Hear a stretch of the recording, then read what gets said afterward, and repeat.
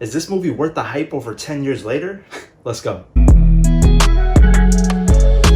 Hey everyone, I'm Chris and I provide spoiler-free movie reviews along with extra fun reviews and vlogs uploaded weekly. So if you find any of this beneficial, then hit that like button, and if you're new to the channel, hit that subscribe button. Avatar was written and directed by James Cameron, who also wrote major blockbusters such as Aliens, Terminator 2, and Titanic. He's definitely one of the best directors of all time, and we also can't forget that Avatar is the highest grossing movie of all time, just under $3 billion.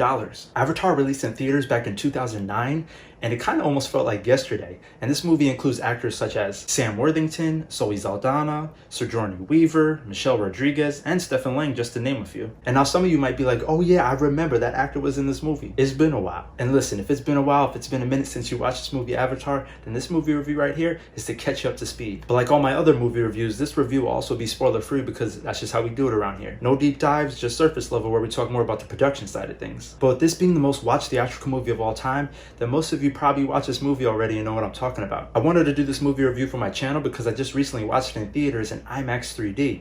And plus we can't forget that the sequel to this movie is coming out this week. That's right, the long-awaited sequel that we've all been waiting for the past 10 years.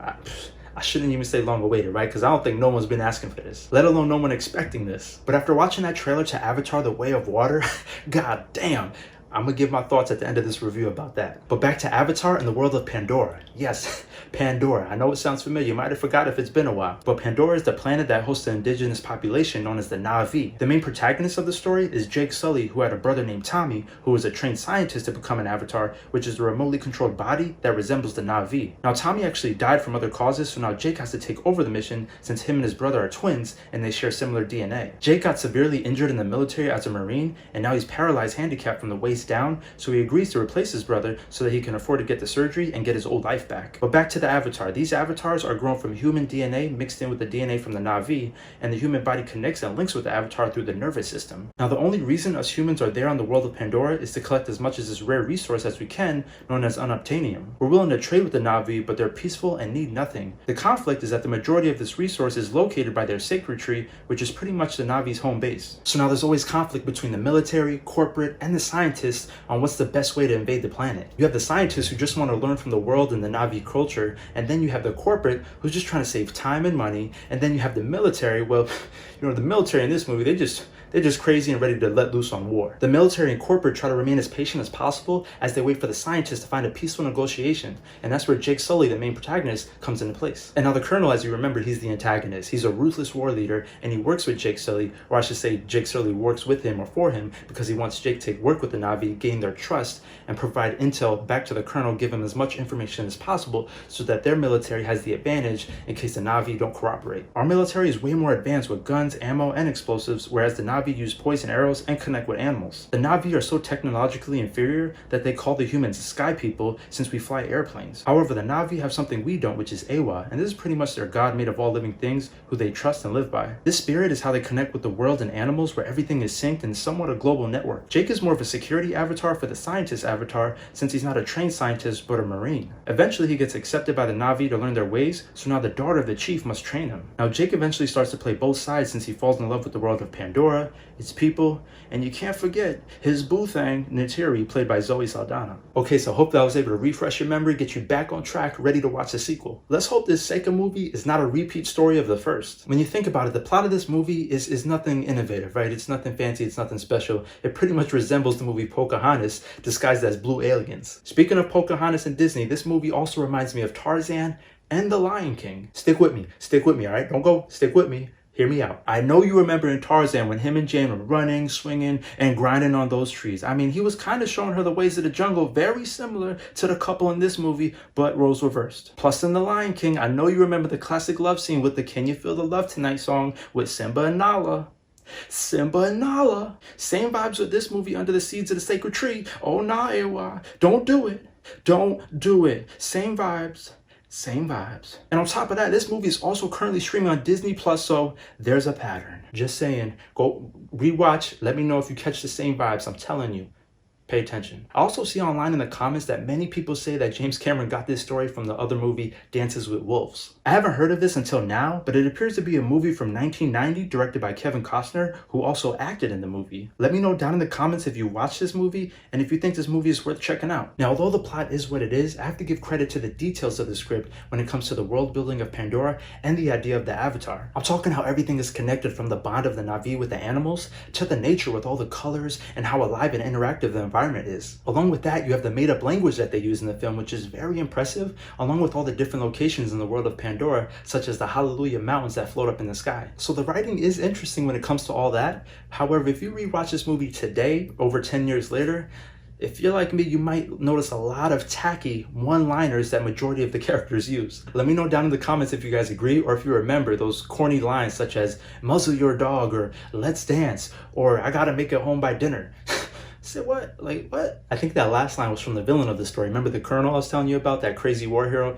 You guys know what I'm talking about, right? I did actually like the character, or I should say I like the actor's performance, right? Because he definitely brought that look and attitude to the character. However, the character itself is very generic, right? We've seen it before. And I personally wasn't a fan of the casting decisions in this movie, the cast as a whole, but you can't deny while watching this movie that they all had great chemistry together. And most of the character development is decent in this movie, along with the musical score. It's definitely a great score. It's a great soundtrack. It's up there with the greats. However, for me personally, I probably wouldn't put this in my top 10 favorite movie musical albums. And the sound design is also really good in this movie. However, if you were to rewatch today, a lot of these noises, these sounds from these animals sound like dinosaurs from the Jurassic Park franchise. My favorite song and part of this movie has to be Jake's first flight, because everything about that sequence is a 10 out of 10, which I also give the overall visual effects of this film. The visual effects are similar to the Lord of the Rings franchise, because you could watch today and would almost feel like a brand new movie. Let me know some other movies that you agree with stand to this day with the visuals. Now, when I watch this movie in IMAX 3D, I have to confess, it is still breathtaking after all these years. The 3D in itself is top tier. It's honestly still better than what movies are currently producing today, such as Wakanda Forever, for example. If you want to watch my review, click the link above. I mentioned in there that I'm not a fan of the 3D in that movie, but Avatar to this day in 3D, IMAX 3D, can't compare. Another thing I noticed about this movie, which is somewhat of a theme, is that this movie, the story, is centered around flight. For instance, you have the Hallelujah floating mountains, then you have the flying creatures that was very significant for Jake's first flight, and then you have the humans with their airplanes, with the helicopters, to the point where the Na'vi called them the Sky People. The reason I bring this up because the second movie installment is titled The Way of Water, and if you watch the trailer, this movie is going to be groundbreaking when it comes to visual effects underwater. I do think my boy James is onto something when you think about it, right? Let's not doubt him. Although he is talking crazy in these headlines. I don't know if you've been seeing online. This guy is kind of talking a little crazy. He says in order to break even for the sequel, he needs to make $2 billion. He needs to make $2 billion at the box office just to break even. We might let this guy down at the end of the day. I don't know. I'll let you guys know when I come out with my review for the sequel. But golly, like that's a lot of money. Who the heck is budgeting this movie? That is a huge risk, that you need to make $2 billion at the box office just to break even. Whew. I don't know, y'all. I don't know. Unless he's probably bluffing just to get people to go to the theaters to see this movie, because I'm sure he does see a lot of skepticism online. Most people like me are getting franchise fatigue, especially when you don't really have credibility. Now, the movie Avatar in itself definitely has 100% credibility. No question about it. It definitely deserves a sequel. But what kind of annoyed me is that he already has 5 movie installments prepared for the Avatar franchise. When I first heard about this, I was more irritated than excited, because like I said before, you know, the first movie came out over 10 years ago. No one was even thinking about Avatar. No one even expected the sequel to happen. I mean, no one. I mean, in my circle, no one was bringing this up or asking about this. Like, how about we see how the sequel does first, and then maybe the third, before we even talk about a 4th or a 5th movie? My guy James is even backtracking at this point. He says if the 2nd and 3rd movie don't perform well, he's going to scrap the 4th and 5th movie. So, I mean, I do love movie franchises, right? But only when they continue to serve a purpose to the main plot of the story. Perfect examples for me would be Lord of the Rings, Marvel, Harry Potter. Franchises like Fast and Furious, I done gave up 2 movies ago. But even when it comes to branding and marketing merchandise, I don't think there's enough character diversity such as Marvel or Star Wars that could push this Avatar franchise to the next level. But don't get me wrong, the world of Pandora is definitely beautiful, right? It's just the universe, it's not enough. So I do think a movie trilogy would be best for Avatar, and I'm not hating on this franchise at all, right? I do want it to perform well. I'm just looking out for myself and the viewers. But quick shout out to Walt Disney World Animal Kingdom that I recently went for my birthday. If you've been or decided to go, you'll notice they have a whole attraction for the world of Pandora, where they have this amazing virtual reality simulation ride and breathtaking architecture of the Hallelujah Mountains with an actual waterfall. But before I wrap this up, I want to give another quick shout out to AMC Theaters. They hooked me up with this IMAX 3D movie poster since they re-released it in IMAX 3D. So I love this. I might just frame it. Don't know yet, but it is super clean. I like it. I love the design. And yeah, it was a great time. Just to recap everything, the movie Avatar from 2009 is still nothing short of greatness when it comes to the visual effects and world-building details of Pandora and the Na'vi. James Cameron may have a few corny one-liners in the script and standard overall plot of story, but you look beyond that with the character development and relationships. With the help of the musical score, you can't deny the hype that this film generated from the past to the present.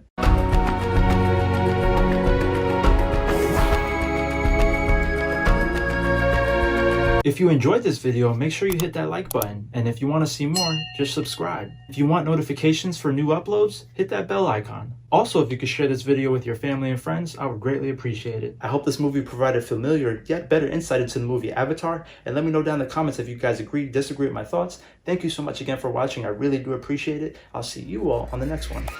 Peace.